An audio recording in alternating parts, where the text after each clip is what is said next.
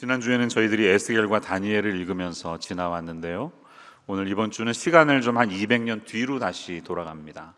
그래서 다니엘이 있었던 바벨론 포로 시대가 아니라 이스라엘이 둘로 나뉘어 있었던 북이스라엘 남유다 분열 왕국 시대에 한 기원전 8세기로 돌아갑니다. 이 호세아라는 사람은 북이스라엘에서 활동했던 선지자였습니다. 그와 함께 아모스라는 분도 함께 동시대를 살았습니다. 1장 1절 말씀을 보시면 언제 부르심을 받았는지 이렇게 적혀 있어요. 우시아와 요담과 아하스와 히스기야가 이어 유다 왕이 된 시대, 곧 요아스의 아들 여로보암이 이스라엘 왕이 된 시대에 브에리의 아들 호세아에게 임한 여호와의 말씀이라, 이렇게 되어 있습니다. 남유다에는 여러 왕들의 이름을 기록하는데 북이스라엘은 아버지와 이 아들만 이름을 적었습니다. 그 뒤에 있는 왕들의 이름은 기록하지 않았습니다. 왜 그랬을까요? 여로보암은 북이스라엘에 있었던 19명의 왕 중에 가장 영향력 있고 아주 통치를 잘 했던 사람입니다. 백성들의 입장에서 잘 살게 만들었던 왕이었습니다.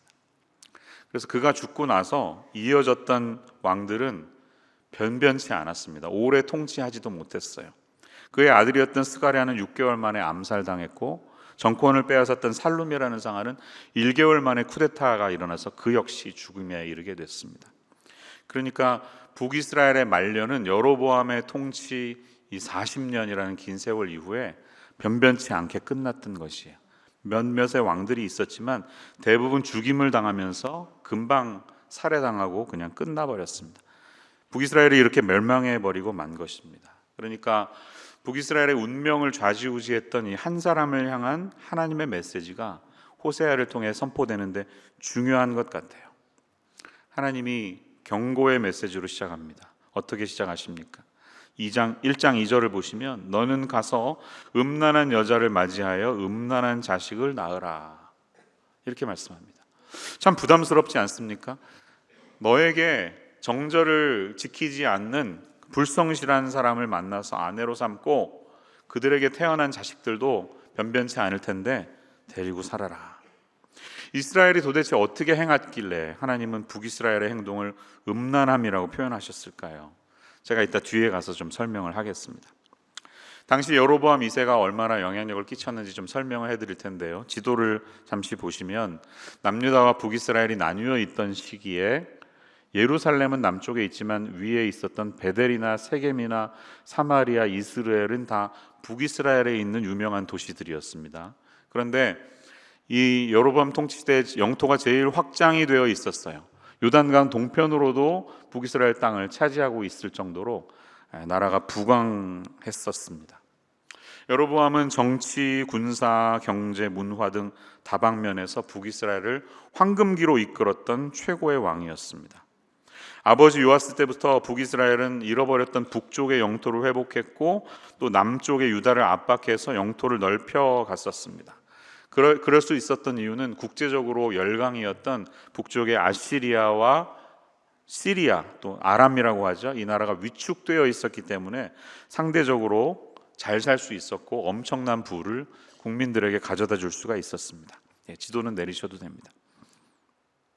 그런데 이러한 물질적 번영 뒤에는 빈부 간의 격차가 너무 많이 나고 지도층들의 부패함을 일으키는 등의 사회적인 문제가 생겨났습니다. 특별히 이 당시 중근동 지역에 성행하던 다양한 우상과 타락한 문화가 급격히 북이스라엘에 스며들면서 영적인 부패를 심화시키게 되었습니다. 바로 이랬던 시기에 하나님은 호세아를 부르시고 그에게 감당하기 힘든 사명을 주십니다. 경제적으로는 잘 살고 있지만 그런 너희들이 얼마나 하나님 앞에 잘못됐는지를 하나의 인생의 메시지를 통해서 보여주시는 것이에요. 그래서 호세아의 삶은 sign act, 그 삶 자체가 상징으로 보여주는 행위였습니다. 마치 예레미야가 이제 이 나라 망한다 하면서 멍에를 들고 다녔듯이 그가 아내를 만나고 이남 일녀를 낳으면서 살아갔던 삶 자체가 우리를 향한 하나님의 어떤 메시지였다는 것이에요. 어떤 메시지였을까요? 아들을 낳고 딸을 낳았는데 이름을 짓는 그 이름을 보면 하나님의 심정이 어찌했는지를 우리가 알 수가 있어요. 1장에 읽어보시면 나오는데 첫째 아들을 이스르엘이라고 부르라고 합니다. 이스라엘이 아니에요. 이스르엘이에요. 씨를 흩어뿌렸다 이런 뜻이에요. 하나님이 너희들을 흩어버리시겠다 이런 메시지입니다. 아들의 이름이 그랬어요. 둘째는 딸이 나왔습니다. 그런데 이름을 로루하마라고 부르라고 하십니다. 로는 히브리 말로 노예요. 노. 엄마랑 이제 사탕 그만 먹고 양치 잘하러 가자 그러면 로 이러는 거예요. 애기가 싫어요 그러는 거죠. 노 하는 거죠. 루하마가 아니라는 거죠. 루하마는 무슨 뜻일까요? 긍휼이라는 뜻입니다. No mercy. 딸을 낳았는데 긍휼이 없어. 자식 이름을 그렇게 지으라고 하신 것입니다. 셋째 아들이 나왔습니다. Lo ammi, not my people. 내 백성이 아니다. 하나님의 심정이 어땠을까요? 너무나 섭섭하게 한 것이죠. 그런데 하나님은 행실이 단정치 못한 이 아내를 통해서 이루어지는 자식들, 이게 북이스라엘의 삶이었는데 그들을 품으라고 하는 메시지를 통해 북이스라엘을 향한 하나님의 사랑을 전해주시는 이야기입니다. 이게 호세의 이야기예요. 그리고 이들이 자신의 배역함과 불성실함에서 다시 돌아오기를 바라는 하나님의 마음이 책 전체에 스며들어 있음을 우리는 발견합니다. 특별히 오늘은 2장의 내용을 살펴볼 텐데 앞부분은 읽지 않았지만 2장에 보면 그런 북이스라엘 향한 주님의 마음이 두 가지로 표현되고 있는 것을 발견합니다. 첫 번째 부분은 2절에서 13절 내용인데요. 우리가 읽지 않았지만 그 내용을 요약하면 너희들이 너무했기 때문에 내가 좀 혼을 내줘야 되겠다 이런 메시지입니다. 너네들 너무했어. 혼나야 돼. 이런 메시지고요. 14절에서 23절 우리가 읽은 내용은 그래도 너희들을 내가 타일러서 다시 회복시킬 거야 라는 하나님의 마음이 있습니다. 자, 이 2장에서 발견되는 주님의 마음을 오늘 우리가 좀 마음에 품고 우리 마음을 이 말씀 앞에 거울처럼 비추어 볼 수 있는 이 아침 되시기를 주님의 이름으로 축원합니다. 첫 번째 우리가 기억해야 될 사실은 하나님은 그에게서 완전히 마음이 떠난 배우자를 징계하시는 분이라는 사실이에요. 2장 2절로 가보시기 바랍니다. 2장 2절. 너희 어머니와 논쟁하고 논쟁하라. 그는 내 아내가 아니요 나는 그의 남편이 아니라. 이렇게 말합니다. 이 논쟁하고 논쟁하라라는 표현은 재판 용어입니다. 당시 히브리 사람들의 재판 용어. 고소자가 재판장을 향해서 피고소인이 이런 죄를 저질렀습니다라고 진술할 때 논쟁하고 논쟁하라 이렇게 사용되는 표현입니다. 그러니까 지금 법정에 들어가는구나 우리는 예측할 수가 있어요. 호세아가 아내를 고소하는 것입니다. 그러면서 그는 이렇게 말합니다. 그는 내 아내가 아니요 나는 그의 남편이 아닙니다. 이 표현 역시 당대 문화에서는 굉장히 익숙한 표현인데요. 이혼 법정에 선 배우자가 상대방의 귀책 사유가 있을 때 그것을 지목하면서 충분히 이것은 이혼할 근거가 됩니다 라고 말하는 표현이에요. 대한민국 민법에는 귀책 사유 6가지가 있다고 하네요. 6가지가 해당이 되면 이 배우자의 고소가 이혼 법정에서 받아들여질 수 있는 것이죠. 그런데 이 호세아는 아내를 향해서 이것이 확실하다. 나는 이제 그의 남편이 아니라 자신 있다라는 표현을 우리는 여기에서 볼 수가 있는 것입니다. 근데 이것은 비유니까 하나님과 우리 백성의 관계를 말하지 않습니까? 하나님과 우리의 입장을 보면 하나님이 이렇게 말씀하시는 거예요. 너희는 이제 내 백성이 아니고 나도 너희의 하나님이 아니다. 너무나 단호하지 않습니까? 뭔가 우리 가슴이 아려오지 않습니까? 불과 800년 전 BC 1500년경에 모세를 부르시면서 출애굽시키시고 율법을 주시면서 하나님이 사랑 고백하셨잖아요. 나는 너희의 하나님이 되고 너희는 내 백성이 되리라. 그런 하나님의 사랑이 무효화되는 것처럼 느껴지니까 너무 우리 마음이 아립니다. 아픕니다. 이제 이스라엘과 하나님의 관계는 종결에 이르게 된 것일까요? 하나님은 왜 이렇게 강한 톤으로 말씀하시는 것일까요? 본문은 그것을 음란함 때문이라고 말씀했습니다. 그 표현을 호세아는 이혼 사유에 대해서 2장 2절 후반에서 이렇게 말합니다. 그가 그의 얼굴에서 음란을 제하게 하고 그 유방 사이에서 음행을 제하게 하라 이렇게 부탁합니다. 두 가지가 너무 마음에 걸린다는 것이에요. 얼굴에서 음란을 제하게 한다. 이것은 진한 색으로 그가 얼굴 화장을 하였던 것을 말합니다. 당대에는 몸을 파는 여인들이 자신의 정체성을 나타내기 위해서 화려한 옷을 입었고 얼굴에 아주 진한 화장을 했다고 합니다. 그러니까 자신이 창녀인 것이 너무 드러나니까 좀 그만했으면 좋겠다라는 표현이죠. 유방 사이에서 음행을 제하게 하라, 이 표현은 상대방을 성적으로 흥분시키는 향수를 담은 병을 가슴에 넣어두고 다녔던 것을 의미합니다. 그 냄새가 너무 지독해서 역겨워서 견딜 수가 없다, 이런 표현입니다. 북이스라엘이 저질렀던 음란함이 도대체 어떻게 하나님 앞에 드러났기에 하나님은 이렇게까지 말씀하고 계신 것일까요? 이스라엘의 음란함을 두 가지로 생각할 수가 있는데, 첫 번째는 우상 숭배가 너무 깊게 들어갔습니다. 북이스라엘 전체에 동산마다 다양한 산당들과 신상이 있었고 우상을 섬기는 일들이 횡행했습니다. 본래 이스라엘에게는 여호와라는 자기들의 신이 있었죠. 그들을 이집트에서 건져내 주셨고 홍해바다를 가르게 하셨고 광야에서 불과 구름 기둥으로 지키신, 이들을 돌보신 분이었습니다. 그런데 천신만고 끝에 가나안 땅, 약속의 땅에 도착하고 보니 거기에는 새로운 신이 있었어요. 그 유명한 바알과 아세라 신이었습니다. 그런데 가나안에 있는 그 신들을 섬기는 사람들의 삶을 보니까 우리가 여호와 하나님을 섬기는 것과는 비교할 수 없이 너무 재밌는 거예요. 야, 너무 즐겁게 섬기는구나, 이렇게 느껴진 것입니다. 바알 신이라는 존재는 남성인데요, 천둥의 신입니다. 천둥이 치면 뭐가 내리죠? 비가 내립니다. 천둥의 신은 비를 상징합니다. 가나안 땅에서는 비는 농사의 성패를 결정짓는 중요한 요소였습니다. 그러니까 이 천둥의 신은 우리에게 풍년을 가져다 주는 신이에요. 경제적인 풍요로움을 상징합니다. 이스라엘이 가나안에 들어가면서 이제 농사를 하기 시작했는데 농사에 관련 방식을 가나안 백성으로부터 배워야 했습니다. 농사 방법을 배우다 보니까 많은 방식 안에 바알 신과 관련된 종교적인 예식들이 배합이 되어 있었던 것이에요. 먹고는 살아야겠지, 또 잘 살지, 잘 먹고 잘 살려고 하니까 바알 신앙을 우리는 쫓아갈 수밖에 없었습니다 라고 변명할 수도 있었을 것입니다. 그런데 가나안 종교가 주는 달콤함은 여기에서 그치지 않습니다. 돈을 가져다 주는 것뿐만 아니라 아세라 신은 다산과 풍요의 여신이고 바알의 아내입니다. 비를 내리는 남자 신인 바알과 풍요를 만들어내는 여신 아세라가 부부이니까 이 부부의 사이가 좋으면 풍년이 일어나고 좋지 않으면 흉년이 있다, 이렇게 민간 신앙이 있었다는 것이죠. 자, 이제 다 추측이 되시죠? 바알과 아세라가 만나면 어떤 일이 있습니까? 풍요로움이 있다는 것입니다. 그런데 이 바알과 아세라 신전에는 신전을 섬기는 창녀들이 있었습니다. 종교적인 의식을 치르고 나서 이제 풍년이 내렸으면 좋겠습니다 하고 바알과 아세라가 서로 만나서 비를 내려주세요 라는 고백은 신전의 창녀들과 함께 성적인 관계를 가지는 것으로 끝이 났다는 것이에요. 우리가 이렇게 하면 신을 자극해서 이 부부 사이를 더 좋은 관계로 불러일으킬 수 있다는 믿음이었던 것입니다.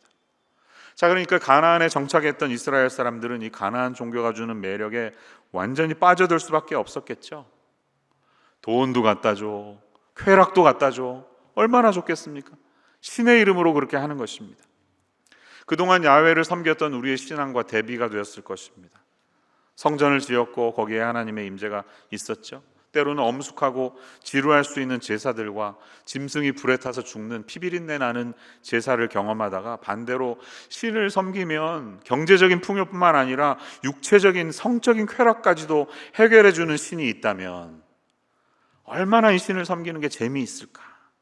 인간의 오감과 육체적인 쾌락을 동반해주는, 그걸 만족시켜주는 종교가 있다면 그 유혹을 이겨내는 것이 결코 쉽지 않았을 것입니다. 그렇게 북이스라엘은 서서히 가나안 신앙에 빠져들고 만 것입니다. 그뿐만이 아니에요. 두 번째 요소를 놓쳤어요. 하나님을 따른다는 것은 그분의 성품을 닮아간다는 것입니다. 하나님의 백성은 하나님을 닮아가야 하는데 여로보암 2세 당시의 사회는 전혀 그렇지 못했습니다. 하나님의 나라, 하나님이 다스리는 나라에는 하나님의 사랑과 공의와 그분의 긍휼이 사회 시스템 안에 있어야 되지 않습니까? 그런데 그것은 전혀 구경할 수 없는 그런 시대가 되었던 것이에요. 아까 제가 아모스라는 사람이 동시대에 활동했다고 했는데 아모스서를 읽어보시면 사회의 부패상이 얼마나 심각했는지 우리가 추측할 수가 있습니다. 극심한 빈부의 차이와 인간의 인권이 땅에 떨어진 것을 볼 수가 있어요. 아모스 2장 6절에서 8절 말씀을 보시면 이런 말씀이 있죠. 이스라엘의 서너 가지 죄로 말미암아 내가 그 벌을 돌이키지 아니하리니 이는 그들이 은을 받고 의인을 팔며 신 한 켤레를 받고 가난한 자를 팔며 힘없는 자의 머리를 티끌먼지 속에 발로 밟고 연약한 자의 길을 굽게 하며 아버지와 아들이 한 젊은 여인에게 다녀서 내 거룩한 이름을 더럽히며 라고 정의가 사라지고 뇌물이 횡행하고 법정에서 공의가 없어진 힘없는 자들이 정의를 이루지 못하는 그런 부패한 모습들을 보고 있습니다. 아버지나 아들이나 똑같이 성적으로 부패해 있는, 마치 우리가 잘 알고 있는 어떤 사회의 이야기를 하고 있지 않습니까? 그런 모습을 볼 수가 있습니다. 종교는 어땠습니까? 형식만 남아있는 헛된 제사만 드려지고 있는 것을 지적하고 있습니다. 아모스 5장 21절에서 24절의 내용을 한번 열어주시면 하나님이 제발 좀 제사 그만하라는 거예요. 너희들이 바치는 그 번제 소제 냄새가 지겹다. 하지마 이제 제발. 찬양도 하지만 노랫소리 지겨워. 그만해. 왜? 마음은 사라지고 형식만 남은 종교행위에 끝났기 때문이었습니다.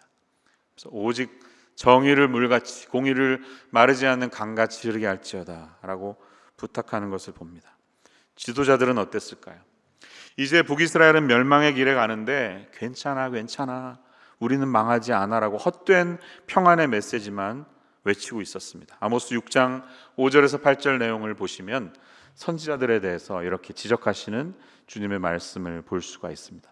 너희는 이제 사로잡혀 가는데 원수에게 넘겨지는데 괜찮다고 말하지 말라고 말씀하고 있습니다. 자, 이 두 가지 측면으로 우리가 당대 부패한 모습을, 타락상을 보았는데 이제 북이스라엘을 향한 하나님의 심정이 좀 마음에 다가오시죠? 이토록 잘못되었으니 하나님이 얼마나 안타까우시면 너희들의 음란한 때문이라고 말씀하셨을까? 이제 좀 마음에 다가옵니다. 그런데 때로는 이 장을 읽어보면 마치 이성을 잃어버린 광분한 배우자와 같이 내가 너희를 혼낼 것이고 이것도 하지 않을 것이라는 하나님의 마음을 우리가 보게 됩니다. 하나님이 이토록 난리를 치시는 이유는 무엇일까요? 잘 생각해 보면 그분은 우리를 바보처럼 사랑하시는 우리의 남편이시기 때문입니다. 그토록 우리에게 관심을 갖고 신경을 쓰시는 우리의 남편이시기 때문이에요. 사랑의 반대말은 무엇입니까? 미움이 아니라 무관심이라고 그러지 않습니까? 사랑의 반대말은 무관심입니다. 사랑이 없는 사람은 상대방에게 아무런 관심도 없습니다. 그러니까 부부가 서로가 의견 충돌이 있어서 갈등 요소가 있어서 이걸 중재 상황에 간다면 아직은 기회가 있는 부부예요.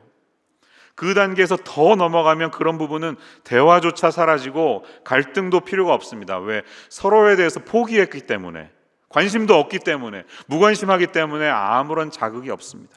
상대방에 대한 기대도 없고 그를 향한 나의 어떤 수정의 요지, 내가 상대방에게 맞추어 가려고 하는 의지도 다 사라져서 아무런 관심조차 두지 않는 단계로 갑니다. 같이 살고 있지만 사실은 이미 오래전부터 별거 상태에 들어간 것입니다. 포기했기 때문이죠. 사랑이 사라진 것이죠. 그런데 이 2장 앞부분 2절에서 13절에 발견되는 하나님은 어떤 하나님이십니까? 그분은 여전히 우리에게 대해서 관심이 있는 하나님이신 것을 우리는 알 수가 있습니다. 그분의 아픔과 섭섭함과 질투와 너희의 배신 때문에 내가 이렇게 마음이 아프다, 그 마음을 우리가 볼 때 여전히 하나님은 우리에게 대해서 포기하지 않으셨구나, 여전히 하나님은 우리를 사랑하고 계시는구나, 이 사실을 우리가 깨달을 수 있는 것이에요. 하나님이 말씀은 그렇게 하시죠. 11절에서 13절 내용을 보세요. 내가 이제 너희도 혼내줄 거야. 너희들의 안식일과 명절을 다 폐할 것이야. 포도나무와 무화과나무를 거칠게 해서 들짐승에게 먹게 할 것이야. 너희는 이제 굶어 죽을 거야. 귀고리와 폐물로 장식하고 사랑하는 자를 따라가서 나를 잊어버리고 향을 살라서 바알을 섬긴 시일대로 내가 똑같이 벌을 줄 거야. 이렇게 말씀하시는데요, 사실 그 말씀이 그렇지 주님의 목소리는 아마 떨리고 있었을 것입니다. 그분의 손은 부르르르르 떨고 있었을 것입니다. 왜? 여전히 우리를 사랑하고 계시기 때문에, 여전히 우리에게 관심이 있으셔서 포기하지 않고 계시기 때문에 우리가 주님의 음성을 듣고 다시 돌아오기를 바라는 그분의 감정이 여기 있는 것입니다. 사랑하는 성도님들, 오늘 이 말씀을 통해서 하나님과의 관계가 조금 소원해진 분이 계시다면 우리를 향해서 놓치지 않고 포기하고 계신 하나님의 마음을 깨달을 수 있는 이 아침 되시기를 축원합니다. 두 번째 우리가 기억해야 될 사실은 이것입니다. 하나님은 그에게서 완전히 마음이 떠난 배우자를 다시 싸매시는 분이시라는 거예요. 혼내주고 징계하는 것으로 그치지 않고 그 상처를 싸매주고 회복하신다고 호세아 앞부분에서 2장에서 이미 우리에게 증거하십니다. 여러분, 14절 이후에 발견되는 하나님은 어떤 분이십니까?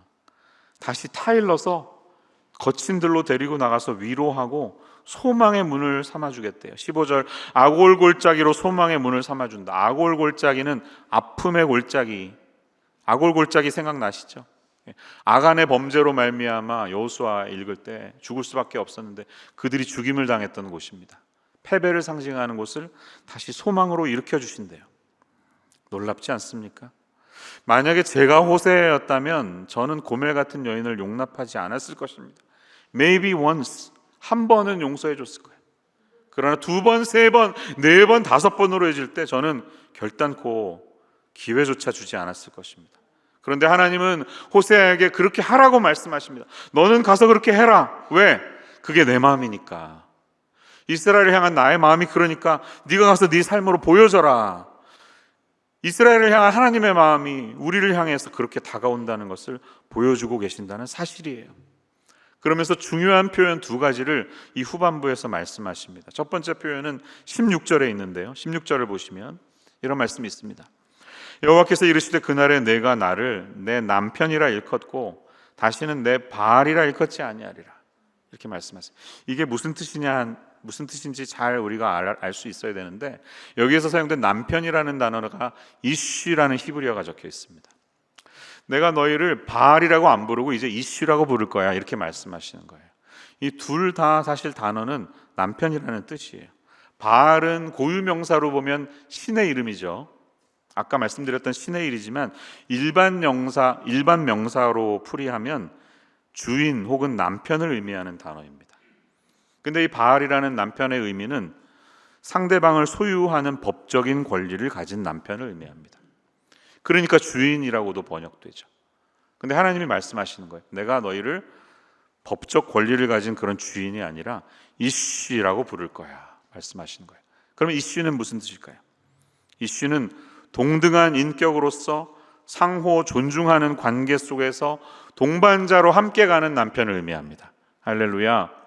하나님이 우리의 신분을 이렇게 바꾸시겠다는 거예요. 이제는 단지 그를 소유한 정도의 수준으로 그치지 않고 상호 존중하는 가운데 동등한 관계로서 새로운 관계를 가지는 남편이 되겠다. 그날이 오면, 약속했던 그날이 오면이라고 말씀하십니다. 여기에 우리의 소망이 있어야 할 줄로 믿습니다. 하나님께서 우리를 회복하실 날이 오면 그때 우리는 이전보다 더욱 하나님과 인격적인 관계를 누릴 날이 저와 여러분에게 다가온다는 뜻이에요. 우리가 하나님의 바알이 아니라 이쉬, 동등한 관계로 하나님께서 다가오신다는 사실에 소망을 가지시기를 축원합니다. 목회를 하다 보면 가정에 어려움을 겪다가 다시 회복한 분들을 만날 때가 있어요. 잘 살아가는 모습 보면 너무 흐뭇합니다. 그런데 모든 가정이 아무 일도 없었다는 듯이 멀쩡하게 잘 살아가지는 않더라고요. 많은 경우는 회복은 됐지만 이전에 그 좋았던 모습으로는 돌아가지 않는 가정도 많이 보았습니다. 마치 도자기가 깨지고 나면 본드로 겨우 붙이긴 했는데 여전히 그 흉터가 남아있듯이 이전에 서로 받았던 상처가 너무 커서 온전히 회복되지 않는 가정들을 종종 보았습니다. 저는 그것이 너무 당연한 것이라고 생각합니다. 우리가 사람이기 때문에 어쩔 수가 없습니다. 그런데 여러분, 하나님이 우리를 회복하실 때는 그렇지 않다는 말씀이에요. 우리가 배반했음에도 불구하고 상처를 줬음에도 불구하고 다시 새로운 관계 속은 이전과는 비교할 수 없는 더욱 회복된 완전히 아름답고 평화로운 관계 속에서 우리를 회복시킨다는 메시지가 이 이슈라는 단어, 남편이라는 단어에 있다는 사실이에요. 이 사실에 소망을 가지고 하나님을 바라보실 수 있는 믿음의 사람들 되시기를 축원합니다. 이 사실이 믿기지 않는 것을 안다는 것처럼 하나님은 두 번째로 19절 20절에 가면 좀 지나칠 정도로 반복해서 우리에게 주시는 표현이 있습니다. 19절 20절에 어떤 단어가 3번 등장하나요? 장가들어. 나는 너의 남편이 될 거야. 한 번만 얘기해도 돼요. 근데 굳이 이렇게 3번씩이나 반복해서 표현하는 하나님의 마음이 지금 느껴지십니까?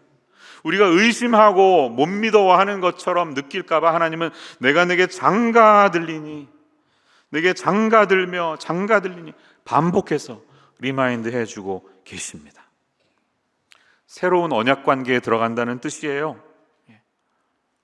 여러분, 우리가 하나님과 이제는 이전과는 비교할 수 없는 새로운 언약 관계에 있음을 기억하시기를 바랍니다. 우리는 하나님과 있는 새로운 언약의 관계를 자주 잊어버릴 때가 있어요. 신약의 시대를 살고 있는데, 예수님을 믿고 있는데 여전히 구약의 시대에 갇혀서 내가 좀 열심히 하면 마음이 괜찮은데 잘 못하면 죄를 느끼고 관계가 멀어진 것처럼 느끼는 우리 스스로의 마음이 있습니다. 저도 마찬가지예요. 하나님을 좀 실망시켜드리는 삶을 살 때 너무 부끄러워가지고요, 고개를 들 수가 없습니다. 새벽 기도도 자주 빼먹고, 또 게을러져 있는 저의 모습을 보면 목사가 되어가지고 내 수준이 겨우 이 정도구나, 부끄러울 때가 있습니다. 그런데 그런 질문을 할 때 저를 회복시켜 주시는 하나님의 메시지가 있는데요, 그것은 예수 그리스도를 통해서 이미 오래전에 너를 향한 나의 관계를 확정하셨다는 말씀이에요. 예수 그리스도의 관계를 떠올릴 때 저는 그 메시지 속에서 다시 회복이 됩니다. 그렇지만 우리에겐 다 수치심이 있습니다. 수치심 때문에 하나님 앞에 담대히 나아가는 것이 힘들 때가 있고요, 그것이 우리의 일상적인 반응입니다.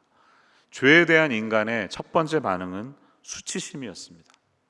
아담과 화하가 하나님께 죄를 저지르고 부끄러워서 하나님이 부르셨는데 뒤로 숨었죠. 수치심은 우리가 죄인이라는 것을 가르쳐 주시는 상징이에요. 내 수준이 이 정도밖에는 안 되는구나 하는 자신에 대한 실망, 내가 의로운 존재가 될 수 없다는 실망스러운 마음이기도 하지만, 동시에 그 수치심은 그렇기 때문에 우리에게 복음이 왜 필요할 수밖에 없는지를 가르쳐주는 모티브가 된다는 것이에요. 여러분, 하나님 앞에 수치심이 있을 때 나를 대신해서 수치스러운 일을 감당하신 예수 그리스도를 떠올리시기를 축원합니다. 예수님이 저와 여러분의 수치스러움을 대신 감당하셔서 수치스럽게 돌아가셨습니다. 많은 이들에게 손가락질 당하면서 네가 하나님이면 거기에서 내려와 봐라, 그분의 권위가 상실되었고 그분을 가지고 노는 로마 군사들이 있었고 침을 뱉음을 당했으며 벌거벗긴 채로 아마 속옷도 입지 않으셨을 거예요. 발가벗은 모습으로 양아치 같은 이 죄수 2명과 함께 죄가 없는 분이 그렇게 돌아가셨습니다. 수치스럽게. 왜? 누구 때문에? 나 때문에.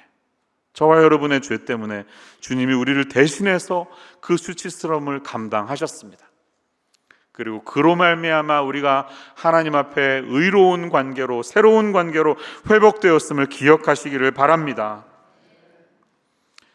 하나님은 자신이 가장 아끼는 소중한 아들을 죽음에 이르도록 하심으로 우리 모두가 당할 수밖에 없었던 죄에 대한 대가를 그분이 대신 받으심으로 우리를 향한 그분의 마음이 어떤지를 표현해 주셨다는 것이에요. 그것이 호세아의 삶을 통해서 이스라엘을 향한 주님의 마음으로 나타났습니다. 그런 우리들을 양자와 양녀로 삼고 우리의 아빠가 되어주셨습니다. 음란한 고멜과 같은 삶을 살고 있는 저와 여러분을 하나님의 아내로 삼고 우리의 바알이 아니라 이씨, 남편이 되게 해주신다고 약속하고 계십니다. 구약의 이 하나님의 메시지는 역사 속에서 예수 그리스도가 우리의 신랑이 되셔서 역사 속으로 들어오심으로 성취되었습니다. 예수님은 우리의 진정한 신랑이 되셨습니다. 이제 그분의 신부가 된 우리는 예수님과 함께 달콤한 신혼생활을 누리시기만 하면 되는 거예요. 내가 부족하다고 느끼십니까? 호세아를 떠올리십시오. 고멜을 품었던 하나님의 마음을 떠올리십시오. 내가 죄책감으로 무너질 때마다 그런 우리를 여전히 끌어안고 내가 너를 여전히 사랑하고 너와 회복하기를 원한다, 너의 상처를 싸매기를 원한다는 주님의 마음을 붙들 수 있는 저와 여러분의 인생 되시기를 축원합니다. 여러분, 지금은 우리가 예수님과 함께 즐겁게 식탁의 교제를 누리시는 때예요. 세례 받으신 세 분의 성도님들, 이제는 누리세요. 어떤 내가 덕을 많이 쌓고 공덕을 쌓아서 인정받는 게 아니라 신혼부부가 되면 그냥 모든 게 좋잖아요. 그 허니문을 누리시면 되는 것입니다. 우리가 먹기 싫은 음식을 먹으면서 골방에 들어가서 억지로 눈물의 기도를 드리는 때가 아니라 예수님과 함께 날마다 맛있는 음식을 먹으며 식탁의 교제를 누리는 때가 바로 이때라는 사실이에요. 바리새인과 서기관들이 금식하지도 않는 제자들을 흉보면서 예수님에게 따진 적이 있습니다. 누가복음 5장 33절 이하에 보면 쟤네들은 요한의 제자들처럼 금식하지도 않고 기도도 잘 안 하더라고요. 이렇게 말하니까 예수님이 말씀하시죠. 혼인집 손님들이 신랑과 함께 있을 때 너희가 그 손님으로 금식하게 할 수 있느냐? 지금 예수님과 함께 있는 제자들은 풍성한 사랑의 관계를 누리고 있음을 말씀하고 있다는 것이에요. 사랑하는 여러분,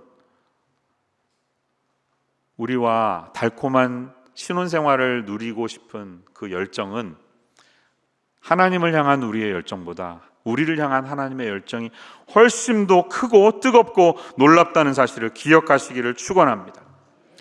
우리와 온전한 신앙생활을 하기 원하는 하나님의 열심이 하나님을 향한 우리의 열심보다 더 크다는 사실입니다.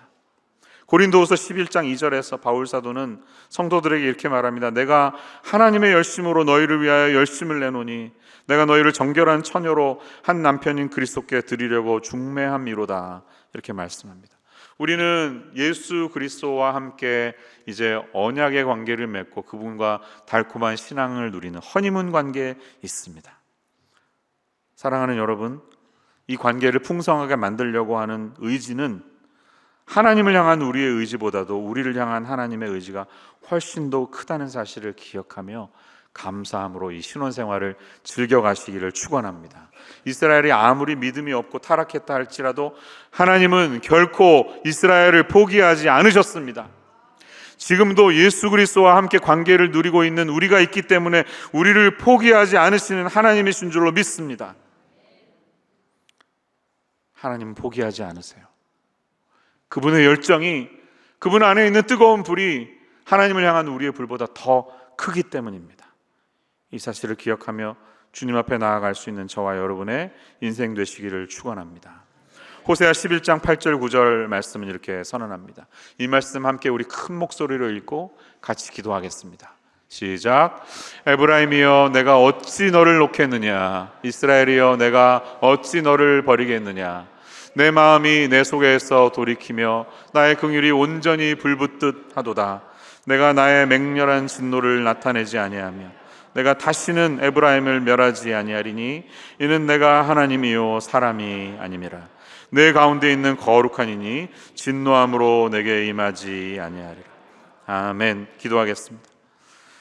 사랑이신 하나님, 호세아를 통하여 이스라엘을 향한 주님의 사랑의 마음을 삶으로 드러내게 하신 것처럼 예수님을 이 땅에 보내주시고 우리를 대신해서 수치스러움을 감당하게 하셔서 우리의 의로움이 되심을 통해 우리를 향한 하나님의 사랑이 얼마나 크고 놀라운지 가르쳐 주시니 감사합니다. 오늘 예배드리는 저희에게 우리를 향한 주님의 이 사랑이 불처럼 전해지게 하여 주옵소서. 식어진 우리의 마음에 불을 붙여 주시옵소서. 우리의 공로와 우리의 덕으로 하나님께 인정받는 것이 아니라 우리를 사랑하시는 그 하나님의 사랑이 더 크고 놀랍기에 그 사랑을 우리가 믿음으로 받아들일 때 풍성한 다시 첫사랑의 관계가 회복될 줄로 믿습니다. 이 시간 소원해져 있고 식어져 있는 우리 성도님들의 가슴에 불을 붙여주셔서 너희를 향한 나의 긍휼이 이렇게 온전히 불붙듯 하도다 말씀하시는 주님의 마음을 활짝 열고 반응할 수 있는 저희들의 인생 되게 하여 주시옵소서. 예수님의 이름으로 기도합니다.